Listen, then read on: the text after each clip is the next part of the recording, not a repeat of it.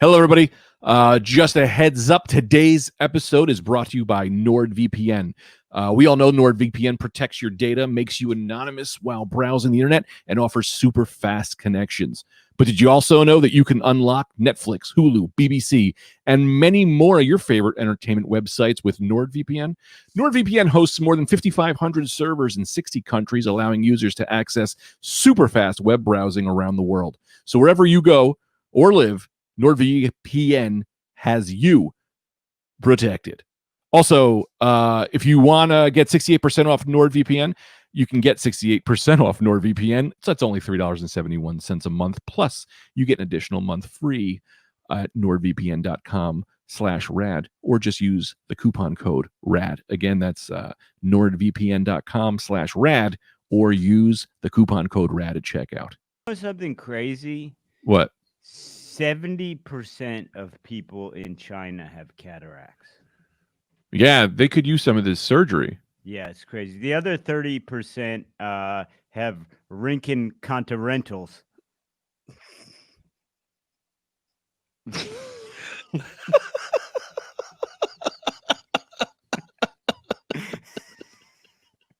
I can't believe I fell for that. I'm not mad at you. I'm mad at myself. I almost ruined it. Let me tell you this. I've seen Ace Ventura 17 times. I've heard that, and I would say that's probably one of the things I've done the most is seen the movie Ace Ventura. I've heard that joke more than Ace Ventura. Was that joke? Have you? The cataracts? Dude, I'm dating an Asian woman. How many times do you think I've just said that to her? Do you have a cataract? And she goes, no, I have a Jetta. And I go, I think you have a Rinkin Conqueror or whatever. That's one. And I'll say this. That's one of the best jokes. Whoever wrote that, that's the thing about street jokes. They're the best comedians. Because they've transcended whoever wrote them. Yeah. They've gone beyond. That doesn't happen to stand-up jokes.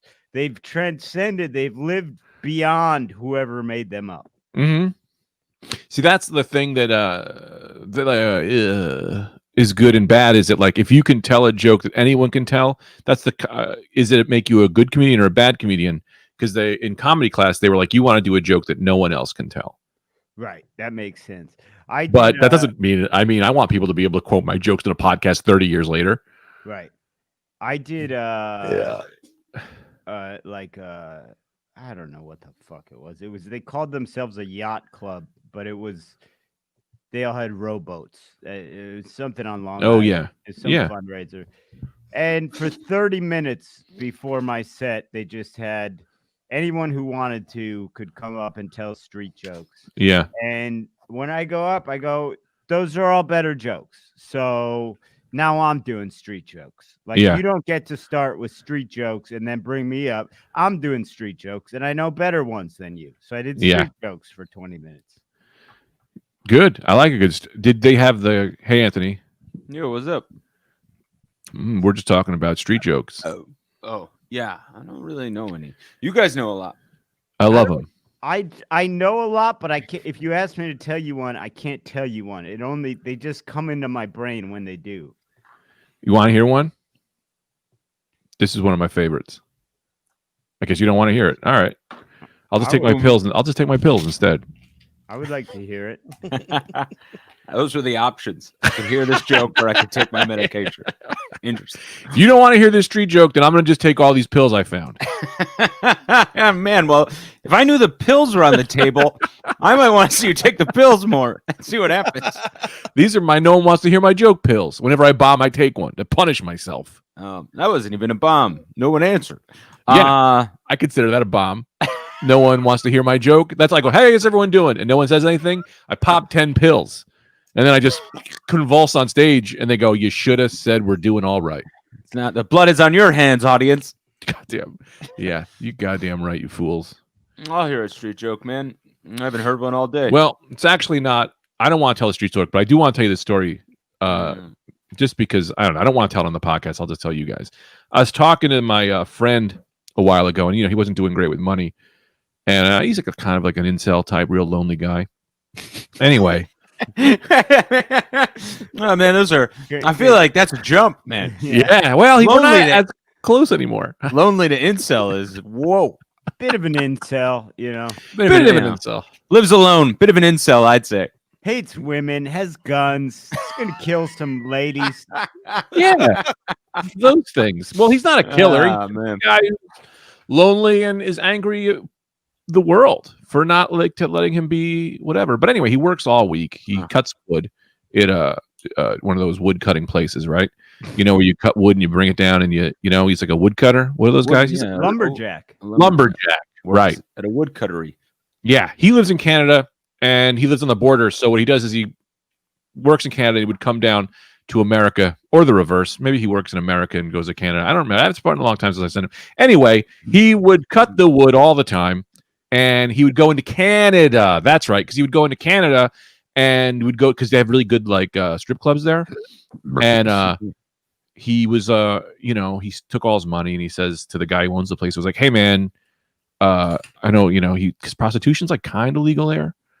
And he wanted to pay to have like a woman like jerk him off or something. And the guy was like, "Yeah, I can hook that up. How much? What are you looking to spend?" Right? And the guy was like, "Well, I only got $40." And he was like, the guy who owned it was like, "You can't do shit for $40. A massage is $50. You can't get shit for $40." So he was like, "Come on, man. I work hard. I'm a lumberjack. What do you want me to do?" And the guy goes, "Look, go in the basement. I got a chicken. Have fun with the chicken. That's all I can really give. That's all I can really give you with this is that you can go have fun with the chicken, right?" So he goes, he has sex with the chicken, which I think is weird. He's fine with it. I don't know where you guys stand on that, but I'm not really for it. If you can get in there, yeah. Hats off, man. They first of all, they seem like a fidgety bunch. And second of all, given the size of them, I can't imagine the size of that hole. So if you could sneak inside, man. Wow. Not to mention finding it. I don't know. Yeah, same. I wouldn't even know where to begin. It might be a part of their beak. Yeah. Some animals, you never know where it is. There's an instruction manual. The guy goes, "There's an instruction manual. You'll see where it is." I wrote it in paper. It's folded. It's folded up. It's in the dark room. Just go in the dark room. You can fuck the chicken. The instruction manual's there. I don't know if you can read. You only have $40. And he goes like, "Fuck it." So he goes and he literally this guy was like, he's kind of like a hermit. He's an incel. He was like, "I actually like chickens more than I thought I would. I think this might be my new thing." Anyway, about 6 months later, he's working. He comes back to the place and he was like, "Hey, can I? Where's Henrietta at? And the guy was like, "Dude, hard times. Going through some shit. We had to eat the chicken and." I'm really sorry. Anyway, my friend, he starts crying. He's real upset. He called me. I was like, "Dude, come on, man. You got to get over this shit, right?" So the guy tells him, he's like, "Look, I feel bad for you. I know you love that chicken. Why don't you go in that? There's a room downstairs. There's a reverse mirror. It doesn't cost me anything. You can just sit and watch, So he goes down. He sits. He's watching through the reverse mirror. These two lesbians, they're like going at each other, right? And then he looks to the guy next to him. And he was like, "Dude, this shit's awesome. How much did you pay to get in here?" And the guy was like, $5, it's not a lot. And he was like, "But this is like a cool ass show." And he was like, "This is a cool show. What? A few months ago, we had a guy fucking a chicken." I gotta say, that was a cool story. I gotta say, I know that joke, and that's the best telling I've ever heard. The additional details that are completely unnecessary of him being an incel.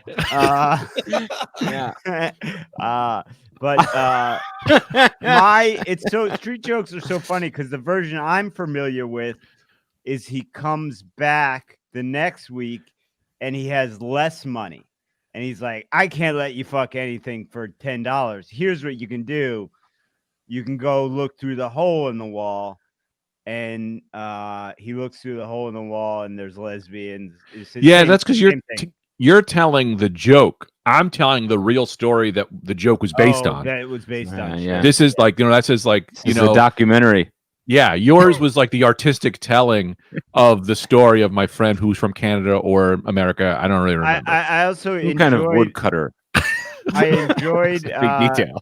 I enjoyed in your version that For some reason, there was some importance placed on the fact that he crossed the border to do it. Yeah, I had trouble with the ending because I got so wrapped up in the other details. Now I get why these jokes, they just give you the joke. Because I was like, wait a minute. Like, I got so caught up in the "can you fuck a chicken" part that I was distracted. By the time we got to the end of it, I was like, that was another detail. I was like, that was great. The reality of that is what you want to do anytime you're telling a street joke as a real story is confuse people so bad that they don't realize they're in the middle of a setup. You go, really rely on the instruction manual of fucking a chicken that was left in a basement, or like, wait, was it $40? It might have been 35, like really make them go, you want to see I'm sorry, but there is a science to this. Right before you're asleep, it's like when you're like the most able to be, like, what is it called when you do this? Hypnotized. Right? So you take someone to a story that gets so close to boring themselves to death that they go into almost hypnosis state. That's when you hit them with the lies. That's when you want to lie to them. I don't know if you did this with your parents, but me and my brother would always be like, hey, when do we want to ask mom for a Nintendo? Wait till she's almost asleep. She'd be sleeping and be like, hey, mom, can we get a Nintendo? And she'd be like, yeah, whatever. And then the next day you're like, you said about the Nintendo, we go, that's what you do when you tell them about fucking a chicken in a basement. I never had that problem because my mom was constantly offering me Nintendos, and I was constantly going, we can't afford these. It's just batting them away. All right, you guys want to get started? I think we did. I've been under the impression you got to tag this onto the episode. Yeah. Or else giving that away, that's not even a tier yet. Like, as far as I know. That's to me, I say that, it's Greg's call, but I say include that story. This is the Greg street stories. They're not street jokes, they're street stories. The music, Kim. Yeah, there we go, Mike. Mike said the music can come in any time. So I think we hit him with a little 10-minute street story first, then the music kicks in. Then, you watch a show, they don't always do the introduction right away. Yeah. Cold open. Yeah, this brings up an interesting question. Should there be a skip intro on podcasts? Wow, you're trying to revolutionize shit today just like that? You're throwing out idea? Also, I don't think anyone does an intro as long as ours. I think most people just go, lock the gates! And it's like 2 seconds, and then they go into it. Ours is, I think it's like a 3-minute song every episode that you can't skip because there is no skip intro. What we should have done is we should have lengthened that song by a millisecond every episode. So by now it would, unbeknownst to people, but now be like 4 minutes long. See, I'm sorry to bring this up, but you don't know the genius of what I used to do. When I used to put the intro song on, I would do, sometimes it was 3 minutes, sometimes it was 10 seconds. So you couldn't fast forward through it because you would never know when the podcast starts. One time it was like a second. I'm pretty sure I used to do this. But then sometimes it was long. Sometimes it would come back at the end. It's like, sometimes I'd put it in the middle of an episode just to keep people on their toes. Yeah. And like just saying, why do I listen to this stupid shit? I was going to say, I like how you refer to that as the genius of what you used to do. Just minorly irritating all our listeners. And we wonder about growth. Yeah. I will be right back. I have to pee very fast. Okay. Oh, very fast. Good. Yeah. Good. I'll tell you this. Doesn't seem like a long one. What's going on with you, Greg? Where are you at? While Anthony's gone, let's do a dual emotional check-in. Where are you emotionally? I'm reading you as low right now. No, you know what I am? I'm relaxed, but I'm also a little cold. Really? It's cold here, but I'm very relaxed. I'm very making great progress on my model car, my 87 Buick Grand National. This thing was the fastest at the time, was the fastest American production car. So it looks like an old granny body, and this fucking thing could make put a Corvette to shame. That's the Run the Jewels car you showed me, right? Yeah, that's the Run the Jewel. It's from the cover of RTJ4. I'm gonna try and recreate the whole scene. Nice. But it's coming along nicely. I'm constantly inhaling fumes. I didn't realize that was going to be a problem of model building. I'm fumed up all the time. Yeah, you got to get real stoned on fume. Not stoned, but fumed up, as I call it. Y'all talking about getting fumed? Yeah, you got to get fumed, man. Fumigate the brain. I was saying, Anthony, this model building, I got a constant headache at all times because I'm just glued and painted up at all times. I don't know. I got to get a respirator of some sort. I don't know. I'll look into it. That's how architecture, man. They would fume us up and then they would give us our orders. Oh, I like in that. Architecture school. That's what they do to like CIA guys, to make sure that you can, hang. They're like, all right, we're gonna fucking hit you with mace, gas you out, and then you got to find the terrorist. Like that's what they also do in architecture. Yeah, exact same. Pretty much spot on, man. We were a rogue terrorist hunting organization known as the School of Architecture at the University of Miami, and we'd take on anyone. Those T-squares. You pop the top off those things, and they were guns. All right, let's get started with this episode. I am going to do the $5 episode. Anthony, you said you're okay with doing this one just because. Yeah, I gotta send some shit to Mike about doing the 5. So you're cool with? Yes. Can I just say one thing before we start? Sure. What genius! I've never seen a man pronounce guns with the gun noise. You said you pop the top and they're guns. It was like the sound effect and the word in one. I've never seen that combo. Man, I never even thought of it that way. I never took a second to consider my genius, Brendan. Thank you. All right, yeah, let's get to it. Mike, hit us with that track. That's all right, man. Did you guys? There it is.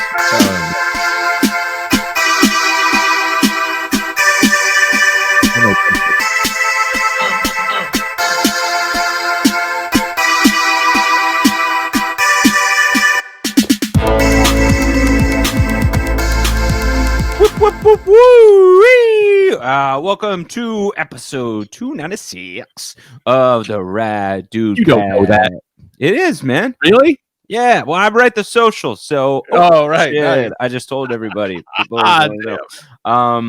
Yes, thank you guys for supporting us throughout these turbulent years and of our lives, of all of our lives. And if you're not already, man, what are you fools out there doing?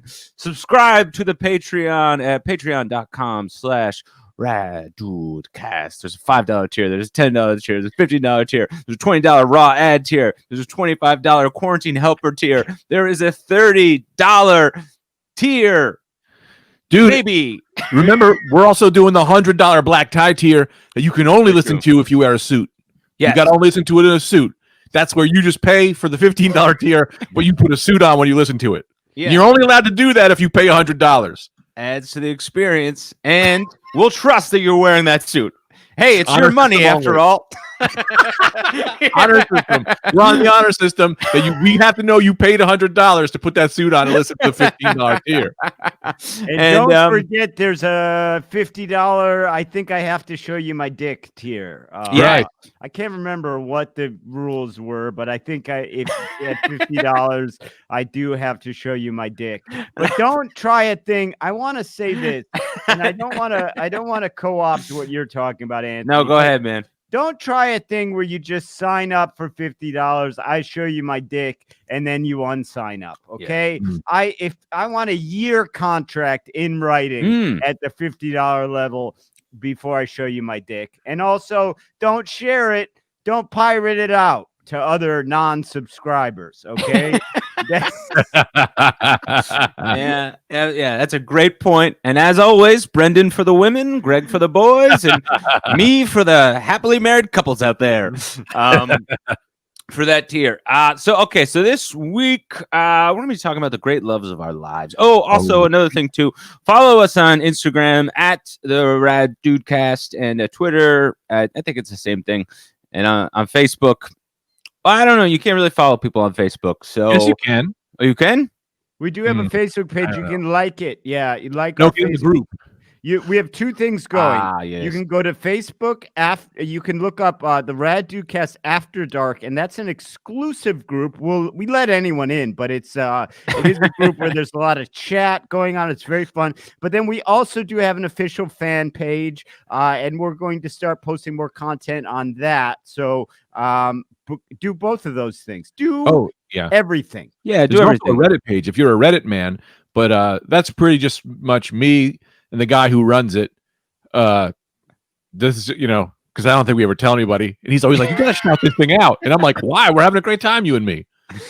Oh, yeah. And we just got on sorry. Sorry, Greg. I burped and you were having a great time with the Reddit guy. Well, yeah, I just wanted to say, it's like you're on a date with someone and they're like, let's have all these other people on the date. And I'm like, I thought it was just you and me. I thought this was a you and me thing. Yeah, I thought it was just us. Yeah. What the hell? I thought this was romance. Yeah. Here we are at a party I never asked for. And then we just got on Amazon. I don't even know how that works. Amazon Podcast. We're on Amazon Podcast. Long-awaited podcast platform. They claim it will revolutionize podcasting. Oh, wow. Right. Well, if they did anything for reading what they're about to do for podcasting, watch out, world. Watch out, world. There's going to be a lot of independently owned podcasting stores run out of business. Yeah, they will treat their podcast employees horribly with terrible offense. See, I've had a plan the whole time. I love that the podcast started as an audio medium, right? Then now we also have video. Then we do improv. Then we start scripting. Then we start cutting, and we slowly turned the water up towards the TV show, and no one had to approve it. You're 100% true. Everyone will eventually become their own television network with no one to tell them otherwise. Yeah, I can't see a problem there. Anyway, let's get to your episode. For this episode, we will be discussing our great big loves of the past. So, Brendan, I'd like to start with you as the leader. Yes, what is barely a question that was to be answered. What is the question? Well, tell me about your last great love. My fiance. Hey man, there we go. I didn't put any restrictions on this. Now, Greg, what about yours? I mean, I think I can try to make this interesting. Well, the big loves in my life, of course, were Jen in high school. Then there was Nicole in high school. Colleen, she was in high school. Gita was my greatest love. There was Carrie. And then there was Morgan, who I dated right after Nicole. And I don't know that I give her enough credit because she really kind of pulled me out of some shit, which Sorry, I'm sorry. I'm startled because I forgot about Morgan. You can keep going. That was all. I don't know if Brendan knows about this, but I dated this girl in high school who was super Christian, and I almost fell into the Christian thing. And then the girl after that was this girl. She was like my first this is when I was straight edge, and I dated this girl, and she was like super into science, and we used to have like these really cool like science hangs, and it's what kind of got me into meditation and getting me into like. She was like the first person to really open my mind to, different types of lifestyles that aren't like religion based. Yeah. You remember Anthony and I hung out with her. You remember her? You don't remember Morgan? I do remember Morgan. It was a weird time, I would say, because you weren't straight edge. You didn't drink, but you didn't call yourself straight edge before Morgan, right? No. Well, I didn't. It's weird because I wasn't straight edge. Morgan was with that group, remember the Visionariums? They were like cool, and we weren't considered straight edge in that group. But then when I got out I kind of stopped hanging with those guys. I I started going by straight edge because I already wasn't drinking because of that group. That's right. Let me say a few things here. Sure. So first of all, you said you would have cool science hangs. And then I find out the group was called the Visionariums, and I think you were in a cult, man. I think it's pretty clear that was a science hangs. What is science hang with the Visionarium? No, we were a group of people. Look, man, it does sound crazy when you say it like that. When you say it like that, that's crazy. No, but like we were fighting like, because in our school was all these born again Christian groups that all hung together. So we were like, let's have our own atheist group. I didn't create it, but we were having an atheist group where we talk about science and meditation and like the 10 quests of self, and we kind of got into that shit. And then we would like, we would have helping. What? The 10 quests of self. Yeah, man. You come on, man. You remember? I mean, I don't think I ever knew that detail. Yeah, dude. There was like the whole thing was based on this Incubus song, "Make Yourself," where you break yourself down and rebuild yourself. I mean, it sounds silly, but like I was in high school, and like the whole thing was about rebuilding yourself, and you did that through the 10 quests of self. And like they were like, I would have to go through my box. I had written a lot of them down. I hadn't gotten through all of them, but we did like the first 4, and like it was cool. It's like introspective shit. It's like meditation. There was like a B room where like you had to hang out. Like it was about what? A B room? Yeah, it was a room because like they wanted you to like be calm, and so it was this kid's basement. I see. No, it's the first thing you thought. It was like room in a basement that this kid, he just had a bunch of bees in his bed. It sounds crazy, and it's so funny. This sounds like I'm doing a character, but this was real. I remember it. I just never got all these details. We would sit in the room and you would just meditate, and the bees wouldn't fuck with you if you were calm. And it was like a fun way to get over being like anxious and kind of be one with you had to kind of be one with the bees, which we should have said that. You had to be one. It should have been you had to be one with the bees, and you let the bees fly around you. They'd kind of like land on you, and that's why I'm never like freaked out around bees, because you can just kind of like breathe, and they won't fuck with you. You didn't know that when you were in high school. The one of the worst defenses for not being in a cult that I've ever heard in my life is. It was based on an Incubus song. No, it wasn't a cult. It was based on an Incubus song. You had to do the 10 quests for self, and then go into the bee room and meditate while you're swarmed with bees. It wasn't a swarm. It was a bunch of bees. This was officially a cult, man. No. I don't know, because there were I remember other people being involved who were not, you know what I mean? Like they were stable. Yeah. The lead singer of Red Jumpsuit Apparatus was like a high member. We had a lot it was like because all the Christian groups had all these like punk Christian bands. We had Yellow Card was involved, Hawthorne Heights, one of the members of them. We had a lot of like these really cool pop punk bands who were like part of the Visionariums, and we would go on like these outings with them. It was called we would go to Mount Vernon in New Jersey, and we would all like hang out. We would tell stories, and you'd look off the mountain and you'd do reflections in the mount at Great Gorge. So nature was a big part of it. Nature was like a huge thing. It was like, and that's really what it was. It was just people hanging out, thinking about nature, thinking about life, thinking about how the world was created. And, and the more you got into it, the higher, like I was a higher ranking member because I had, what are you laughing at? I don't understand what you're laughing at. Rankings. This is a fucking cult, man. Rankings. There were member rankings. Yeah, dude. It was a multi-level marketing company that you would. I mean, I know that I'm saying this like I haven't talked about this in a long time, and the way I'm saying it makes it sound weird, but it was not. It was like you would get somebody, and then you would bring in your friends, and then you were like there. It was like I would have to look out for younger people, and I had my people, and we all reported back to. This is gonna sound. I can't even defend this. What I'm gonna. Oh my god. So the leader, the leader. I don't want to call him the leader. We called him the act raiser. It was like he was really into video games. The act raiser. Yeah, him and Mother Brain were. I know it sounds crazy, but they were like, we thought it was fun to do video game stuff, and we had Mother Brain and the act raiser, and they were like the ones who would get the system, who like kind of you'd follow them, and like they were the ones who would check off your tests, and they would like they would grant you like your sashes and shit, whatever you want, I mean, before we get, what were the tests? The B room. It's not a test. It was the 10 acts of self, or the quest of self, and one of them was the B room. Hang on a second. I have some of them written down here.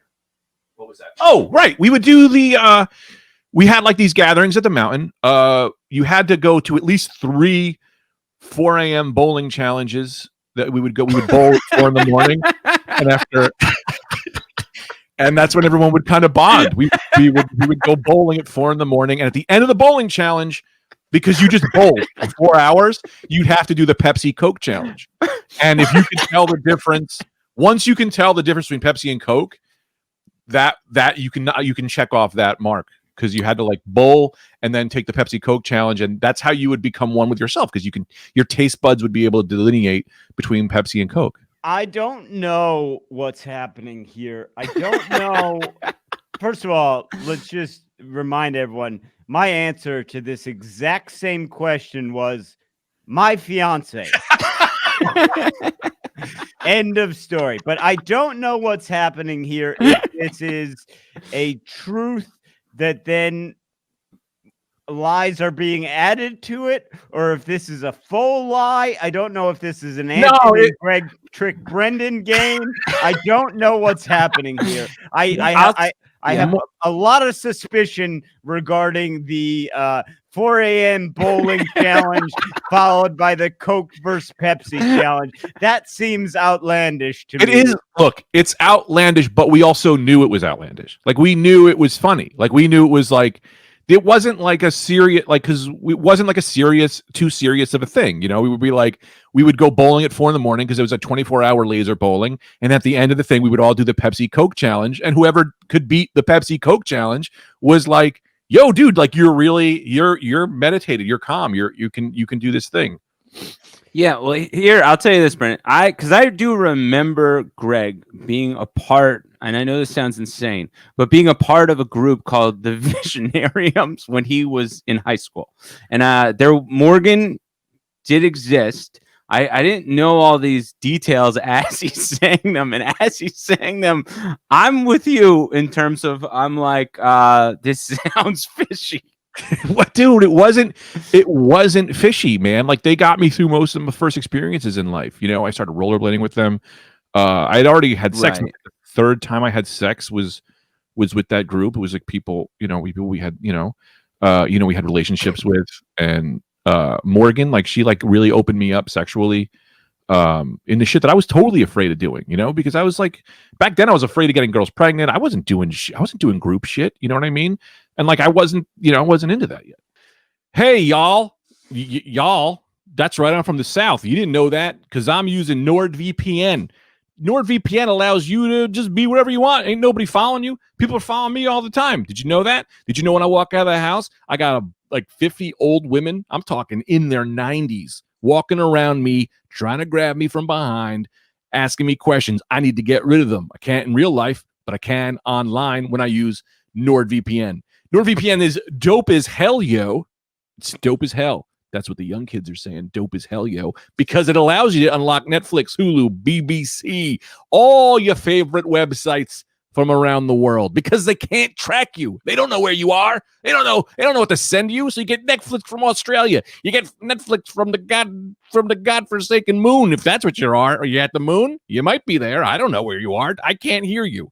Also, if you have questions or concerns about NordVPN, do they have round-the-clock customer service? Yeah, they do. It's freaking round the clock. Anywhere you're on the clock, it's around it. They even provide 30-day money-back guarantee to ensure your satisfaction. And best of all, NordVPN has a strict no-logs policy. I got a no-log policy, but that's just for the bathroom. How you doing, folks? Did you tip? You better fucking tip. Wait, what's the no-log policy? Well, it means they never track, collect, or share your data, period. Your business is your business, okay? NordVPN is what's up. You can also get 68% off NordVPN. That's $3.70 a month. Plus, you get an additional month free at nordvpn.com/rad, or use the promo code RAD at checkout. You want to do that. You want to get people to stop following you online. I want to get these old women to stop following me in person, but NordVPN doesn't do that. They don't have a bunch of strong men who will beat up old women. They just have computer stuff. So that you got to do that. Oh, what else do they have, Greg? Well, they got P2P sharing. That's allowed. That's peer-to-peer if you nasty. NordVPN provides double data encryption for increased anonymity. I don't know that word. You know that word. You're probably smart. Browse the web in private because NordVPN prevents data logging. It's also compatible with most operating systems, including Windows, Mac OS, Linux, and iOS, and Android. NordVPN has an extension for Chrome browsers, which is user-friendly, just in one click. So again, get to it. Get NordVPN. Get 68% off NordVPN. It's $371 a month and an additional free month at nordvpn.com/rad, or use the promo code RAD at checkout. God bless you all. You're all wonderful humans. Goodbye. So I've got a lot of, I'm in a jam here. Sure. I'll tell you, I'm in a jam, and I'll tell you why, because I've got a lot of red flags up here. Yeah. I kind of want to have stuff for you. Go ahead. I don't know whether to play along. Here's the first clue that the wool is being pulled over my eyes, I will say, is that you indicated that Anthony said he would take the episode and you would take the $5 episode. That means you were texting separately from the 3-man texter, which means to me, last time that happened, there was a pull one over on Brendan episode. Was there? What was the pull one over on Brendan episode? It was three lies and a truth, and you made me believe. You literally made me believe. I go, oh yeah, no, I do remember when you met David Bowie. I don't remember that.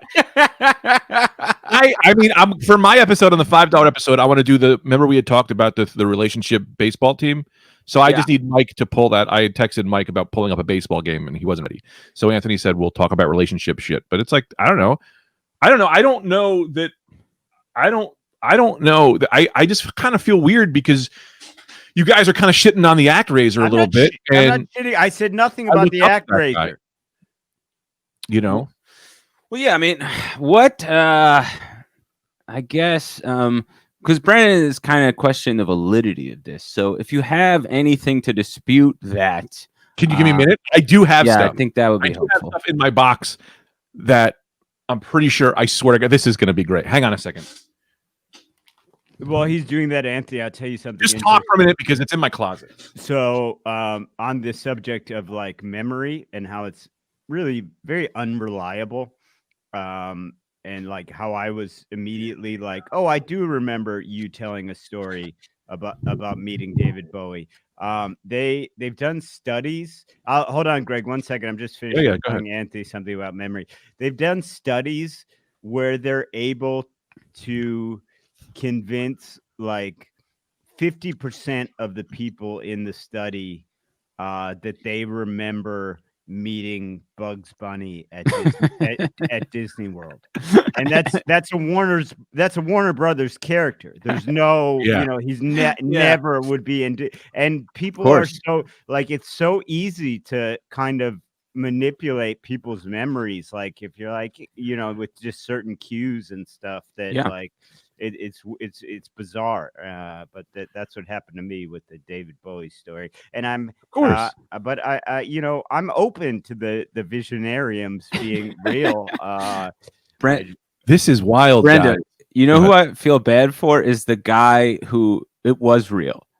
You know what I mean? Who has that memory of meeting Bugs Bunny? And he's like, no one will ever. I don't know what he was doing on Disney grounds either, but he was there. I swear to God. It wasn't sanctioned, man. A guy just came in the costume. They kicked him out, but I fucking met him.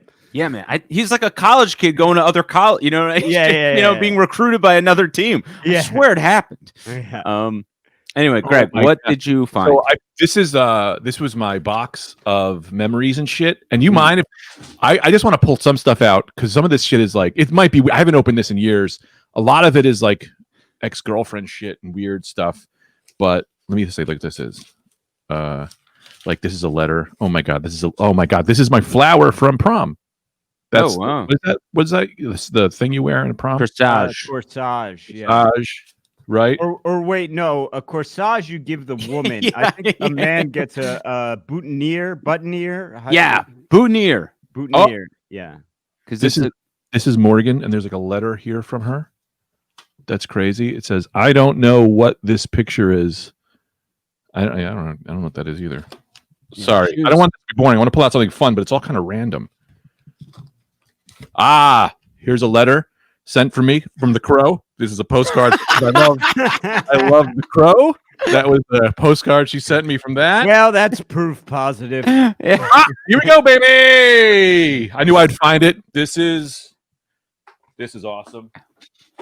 This is my sash I got from the Visionariums. So Greg is holding up a white sash. It appears to be sort of satin, kind of a satinish material. Yeah, and when you got over a certain amount of people into the group, you'd get a sash. And I had over 150 people that joined the Visionariums for me. And then I had my button because I was labeled let me see if I can zoom in on this. This button you can see. I was a gold button at the bottom of the sash, and it's not quite a sash. It's one of those things you drape over yourself at graduation because it's not connected. It's hard to get in focus. Can you just read it to us, Greg? Yeah, I was a holy diver.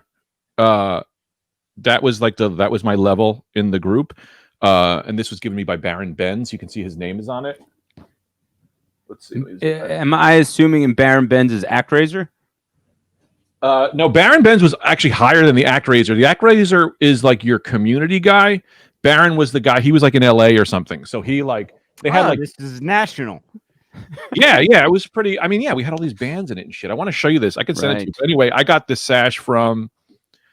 I had recruited because we would go into like places like Barnes and Nobles and we would just go to the mall and we would be like, "Hey man, are you like sick?" Like I was kind of the best at it. We'd be like, "Hey, you sick of religion?" You know, like say dumb shit, or like we would just start talking to people, and then we'd have them come, and you'd kind of like. I always thought it was fun to wear it like a fighter pilot, right? Yeah, like a World War I when they had a convertible plane, so you had to wear a scarf. And then Amelia Earhart. Then I have this was the ring you'd get. You get a ring, that Mother Brain would send you. It's like sounds crazy, but it's not crazy when you start there. Like the Mother Brain she'd write letters and she'd write them in code, and then with the ring, which I wish you could zoom in on. I wish I knew how to work a goddamn camera. It's just not focusing, but I see the ring. It's a nice ring Greg's holding up. You would decode the ring, and that's how you'd kind of get into the meeting. But like if you didn't know the code, we would let you in. But it was like cooler if you knew the code, like if you could decipher the code. And go ahead. I interrupted. Sorry. Oh no, go ask questions. I have all my notes. Well, I do have a few questions. Right. Was there any form of sacrifice, or was anyone hurt by the Visionariums? Like, you mean like pain? I mean, like some pain. Like we got tattoos and shit, but like that was not like. Okay, but I mean more like, were people not in the Visionariums ever taken to ceremony? No, man, I swear to God, I can't believe you think this is. I totally get why this sounds crazy, but it's not crazy. Like it was a really cool group of people, and we kind of like. Here's like a photo of this is This was Mother Brain. She took a picture. This was like a Polaroid. Greg's holding up a woman, just a picture of a woman's eye. Yeah, my eye. It says, "This is my eyeball." That was Mother Brain, and I would post that on my mirror, and you'd stare at it, and like until you'd kind of what we called was losing self. You'd stare at the eye, and then you'd lose self, and then that's when you'd find yourself. You know, that's where you would find yourself. I remember I had to give them I remember when my I think my radiation count was down, so they had to what the fuck was it? I had to give a little bit more money that month or something because it was a little wild. Wait, your radiation count was down? Yeah, maybe if you could, elaborate on the radiation count system. Yes. So this is science. It's crazy. I know it sounds crazy, but it's not. The science dictates everything has radiation. And radiation is based on, I can't remember, it was like there was like a song, it was like radiation is based on the ionization. And we'd have these things of like, you ionize, when you are the most ionized, you are at your most self. So we would have these radiation therapies. We would wear the ionizing jacket. And what was it? When your gravitational radiation was up, you were less likely to feel down, I think was like one of the sayings. Gravitational radiation up, less feeling down. And we had Dr. Harrington would come in and he would give us our radiation therapy. And that would kind of like get you feeling good. You know, you'd sit down, you lay in the bed, and they would essentially was like a lesser form of chemotherapy. And you'd take your radiation, and then my radiation was down. So I didn't have money for this month's chemo. Chemo. That's what they would give you?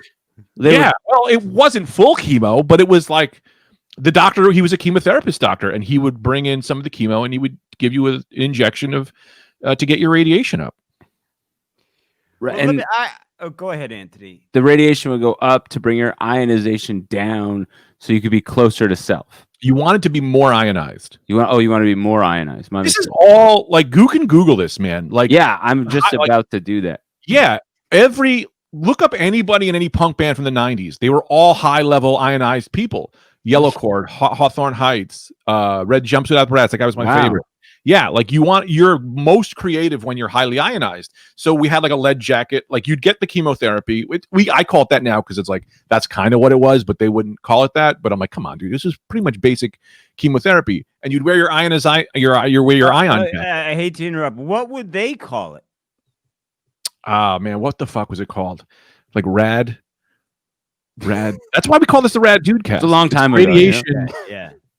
I used to say the word rad. Yeah, it was like rad. I don't remember. I really don't remember what it was called. It was something silly and scientific.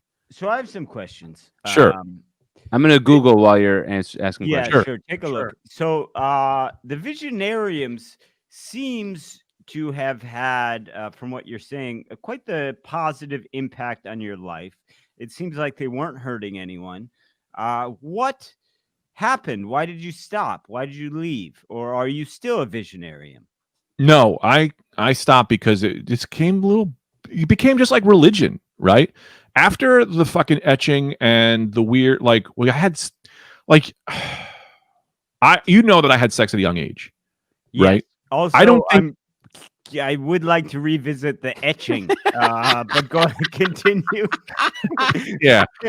I had sex at a young age, but I don't think doctors and adults should be in a room with other people having sex if those people who are having sex are underage. Because I was in high school, and I don't think that there was Dr. Levowitz and the Zilul were there, and they're like telling us how to have sex with each other. Sure. And I wasn't cool with that. You know, I mean, I wasn't there yet, and I'm cool now. Now you want to get a bunch of doctors in, I'll have sex. We can all have sex. That's really fun. But like, I don't know, man. I was 17 years old and in a teal Volkswagen going down on a girl, and I got a goddamn doctor in the back telling me how to do it. And occasionally, you know, like he's telling me the way to go down on a woman. I'm like, there's just something not right about that. You know what I mean? Something felt not right. Yeah, everything. Everything about it. It's I guess it would be considered some form of child. He's not involved, but it's some sex offense, certainly. Definitely breaking HIPAA law. Yeah. Not to mention. Yeah, these are like some of the tapes he would have from the handy cam. You get to keep them, which is cool. But he had a handy cam that they would play the video for the rest of the group. The Z-Lul would play the Z-Lul was the sexual moderator. He was the one who would kind of like. Explain, please. A sexual moderator. He was like the one who knew everything about the sex, and he would, because when you're in high school, the big thing they would always push this: having sex when you're a teen is bad because you don't know what you're doing. So the Z-Lul, What's their issue? You were unskilled. Yeah, you don't know how to please a woman at a young age.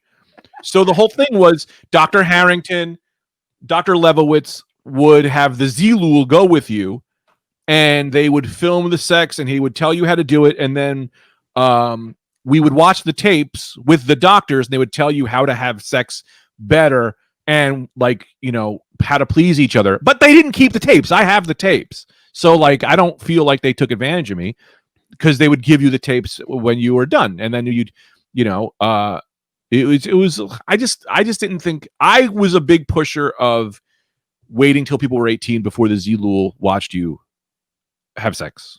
And I think that's like pretty standard. Controversial within the Visionariums? Was that a controversial take? Did that? Yeah.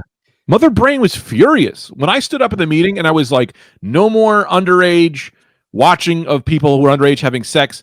Mother Brain and the Act Raiser were furious. They upped my monthly donation. So then I had to steal so much more shit from Sears. It was like, and I knew it was political. I'm like, yo, this upping is bullshit, right? And I don't know, man. Like, it was like a little infuriating. Women never had to pay for their etchings, but men had to pay for their etchings. That to me was fucked up. That was uneven. You know what I mean? What are these etchings you speak of? You get like you know how straight edge people have X's on their hands? Mm-hmm. Yes. Well, yeah. Once you had your first sexual meeting with the moderator, you would get etched with the symbol of the Visionariums. Okay. Is it on your body? Yeah. It's the mountains. Morgan was the one who had brought me over to it, and it was the mountains, and it's the reflection of the mountains. You've seen it. Yeah. But refresh my memory. When you say etched, you know, I'm familiar with tattooing. What exactly? And I'm familiar with branding. Yeah. What exactly were they carving something into your skin? What's this etching? So they call it etching to make it sound cooler, but really it was just a tattoo done by someone who has no rights to do a tattoo. Like they just didn't have it wasn't in a really sanitary environment. It was just basement style tattoos. Okay. Yeah. You want to see it? Have you never seen it? I haven't seen it. I don't think I've seen it. Greg's standing up. It's been years. He's showing us his pubic region. He does. Wow! Oh my God. He's got a tattoo on it, kind of a little where a sexy woman gets a tattoo, sort of right next to where his vagina would be if he was a man. Can you? Can you bring that a little? It's the mountains and the reflection. The mountains. I don't. Oh man. Yeah, it's the mountains and the reflection. That's how you became self. And once you got past level 2, you can pay to have the tattoo done, to have the etching done. That it looks to me, and this is just me, sorry, but it does look more like initials. It looks like MW. It's like a mountain, and then the reflection of the mountain. I'll show you again. Show me again. Yeah, see, there's a mountain up top, and then there's a reflection below. Doesn't that look MW, Morgan Williams? Oh, no, it's not Morgan Williams. It's a mountain and a reflection. Was that her name? Her last name was Williams? No, man. Morgan Williams was the girl. Morgan Williams was the girl who got me in the Visionariums, and she is the one who did the etching. But that's not what that is. That's a tattoo of a mountain range. and the reflection as one becomes one. Is the reflection the reality? Is the mountain the reality? Like they become one.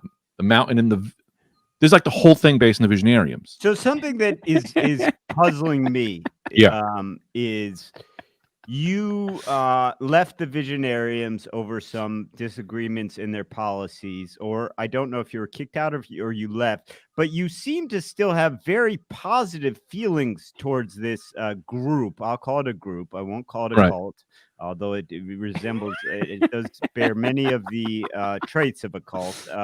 Why are you still so positively inclined towards them? Well, the only negative thing was the watching of children have sex. That's the only negative thing. Yeah, that's the only negative thing. I left mostly because I couldn't pay my dues. I still get collections. How much were dues? $5,000 a month. It was $5,000 a month. $5,000 a month. How much did you get paid for signing somebody new up? You would get 0.05% of it. So I don't know what that is.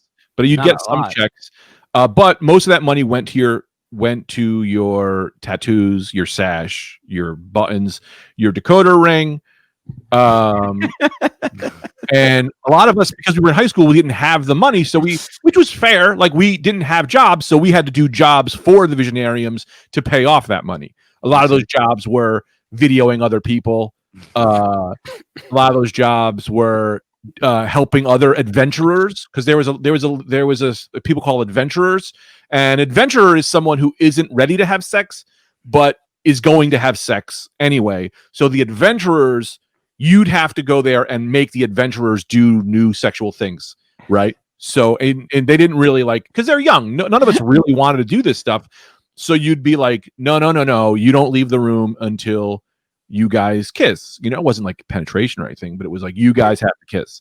And and if they wouldn't do it, then you'd have to okay, if you understand that if you don't do it, you have to then do it in the B room. Do it here in front of me, because if you don't do it in front of me, you have to do it in the B room. That's Zilul's room. Get rules. The Zilul, and you don't want the Zilul to watch you because he's very critical. He's going to make fun of your body. I'm not going to make fun of your body. So I would then have to work off my monthly debt by making underage people have sex in front of me.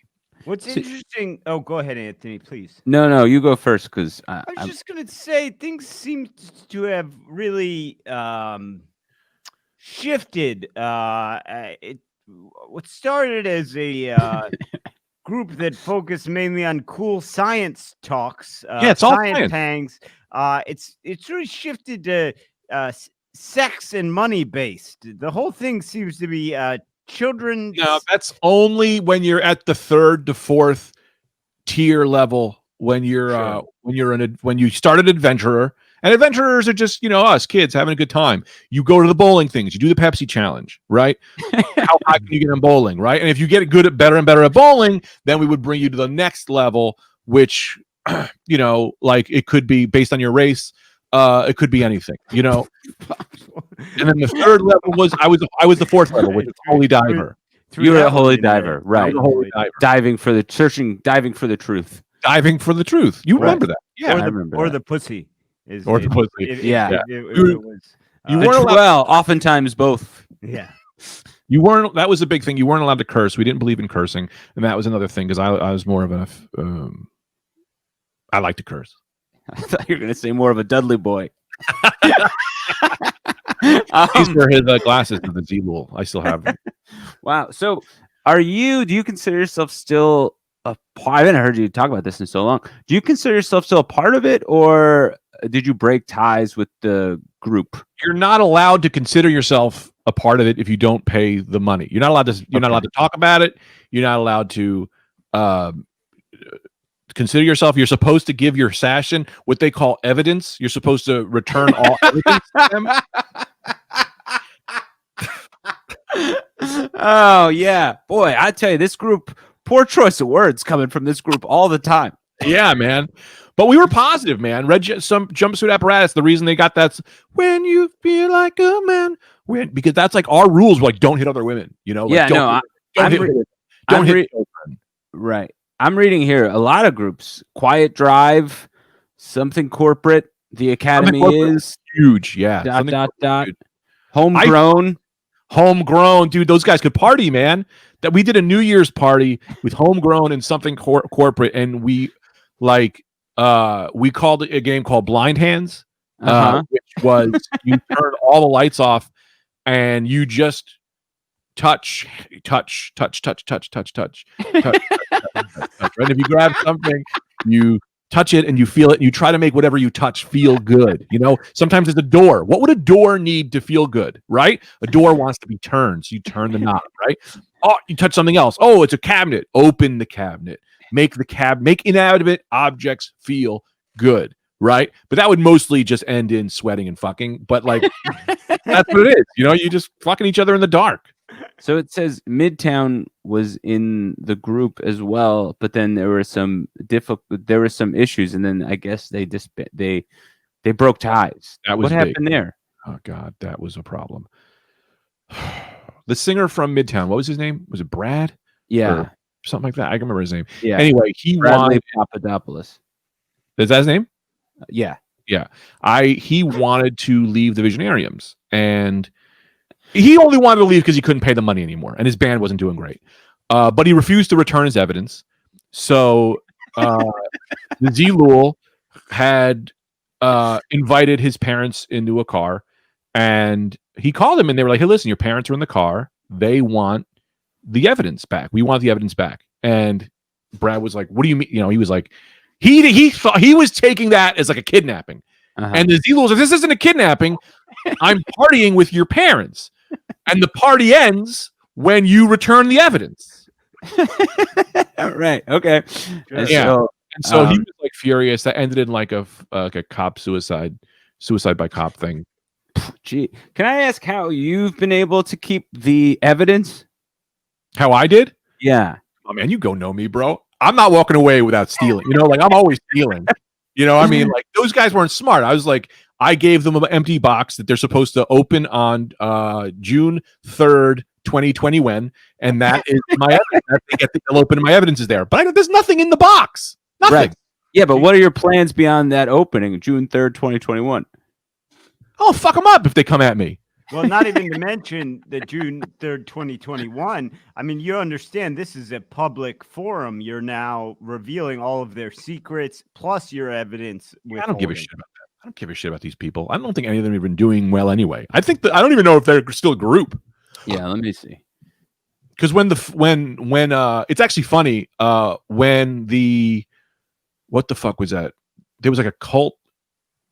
There was like I don't know. There was like a group of people that shot up a school, and when that happened, everyone started looking closely at like a lot of these after school groups, and like we weren't allowed. The Visionariums weren't allowed in Bloomfield High School anymore. An after school group is what you call it. What do you say? That's what they are. After school group is what, just an extracurricular activity. Yeah, but like the teachers were shutting that shit down. They were coming in to meetings and they were like, they were like whatever, and then they went to what was called the silent war with the school system. The silent war was like wild because it was like we were trying to teach science. We were all about trying to learn science. We love science, and they were like, you can't fuck kids in high school. Yeah. It is. I'm reading it right here. It says disbanded in 2002. Famed quote after school group, the Visionariums were disbanded shortly after the Columbine massacre and 9/11, when I guess the government was clamping down more on what they considered to be terrorist cells. 9/11, all the fun stopped after 9/11. You got to take your shoes off at the airport. You can't do dark things. Can't have sex with children in bands anymore either. Yeah, it was weird, man.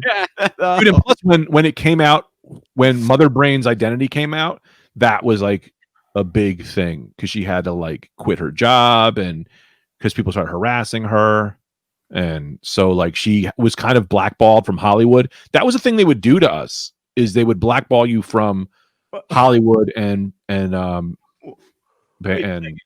yeah. What is Mother Brain's real name? Ellen Cleghorn? Yeah. Wow. I'm just looking at that now. She was on SNL for like a season or something, and she was Mother Brain, and the act raiser was also a female. That was Haley from Paramore. Wow. Yeah. This is a really insight into your life that astonishingly I had never heard of this period of your life when you were involved with such a I don't know, groundbreaking and law-breaking group of individuals. They weren't breaking any laws. We were just talking about radiation. I mean, the laws that we're breaking was, you can't take chemotherapy from hospitals, right? Even if you're a doctor, you're not allowed to take that stuff. But that's the man trying to keep. That's the government not allowing us. The same thing they did with weed, right? Like marijuana, CBD, that helps people, okay? But they want to regulate it. They want their money. Same thing with chemotherapy.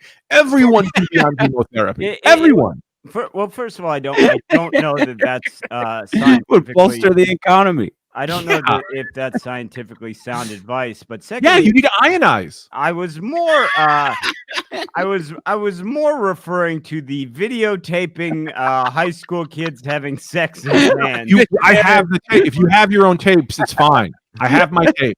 All right, TDK DVMs. Okay, and I don't even have the player for these anymore. So it's like, who are they hurting? I'm pretty sure these are just me on these. I mean, we'd use the same camera because there was really no digital editing back then. So I mean, I could have a couple other people, but I mean, I'm sure these are just my tapes. You know what I mean? Dude, I would kill for an ionized jacket right now. How stressful COVID is. It's like, dude, the technology of a weight blanket is based on the ionized jacket. A weighted blanket keeps in your radiation. You need to keep in your radiation. Man. This has been groundbreaking. Wow. So Morgan Williams, huh? That's your great love.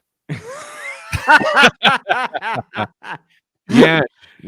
She ended up breaking up with me and getting with the guy from Blink-182, so I guess she's doing all right, but fuck her. Yeah, fuck her. That makes a lot of sense, actually. Yeah. Doesn't he believe in aliens and stuff like that? Well, aliens are real. We do know that now that this shit came out. Yeah, it's fine. It's all good stuff. It's all good. So I can't believe I never told you about this. I gotta show you this. I didn't know all the filthy details. Oh, right. Yeah. I'm the Baron. I didn't know any of it. I did not know any of it, and I'm astounded, and I tend to think it's a cult. Well, not anything anymore. We disbanded. Right. Sure. But I'll tell you this. To this day, you can put a Pepsi and a Coke in front of me, and I can tell you the difference. To this day. And I bowl a 260 almost every game.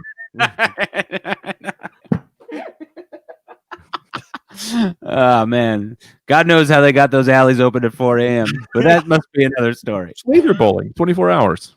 You guys want to do plugs? Oh, sure. I'll do my plug first. Sure. October 2nd, I'm going to be at Soul Joel's in PA, Royceford, PA. It's 7 p.m. on the 2nd. Please come and BYOC. You can bring your own chair and your own alcohol. And I've got Sam Evans with me, and we're going to have a great time. Nice. Sam's so funny. Greg's so funny. Go to that. I will be at the St. Louis Funny Bone this Thursday, the 24th through Sunday, the 27th. They're doing a great job with social distancing, all that stuff, sanitizing. I know they're at a very limited capacity, so get your tickets now. And then October 9th and 10th, I will be doing one show each of those nights. It's a Friday and Saturday at the Comedy Attic in Bloomington, Indiana. Again, doing a great job with the COVID precautions. So come out to that. And then, of course, we said it before, but check out patreon.com/RadDudecast for tons of bonus content. And follow us on all platforms at the Rad Dudecast. Greg, before I do my plugs, you want to let Brendan know what happened? Wait, what do you mean? We'll tell him off. Nothing. I mean nothing. I'll be at Acme Comedy Club, Minneapolis, Minnesota this weekend, September 24th to the 27th. And as far as I know, they're packing it out. More capacity than normal. if you bring a mask, they'll break it in half. And, yeah, I think that's that's about it. So come bring your polarizing political takes, and we'll have a great time.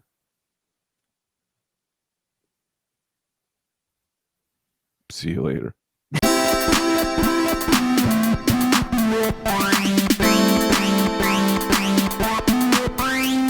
The Rad Dudecast is hosted by Anthony DeVito, Brendan Eyre, and Greg Stone. Original music by Brian Zippert. Produced by Mike Suarez. Executive producers Brendan Eyre, Greg Stone, and Anthony DeVito. Executive producers Matt Kleinschmidt and Robert Kelly for the Laugh Button Podcasts.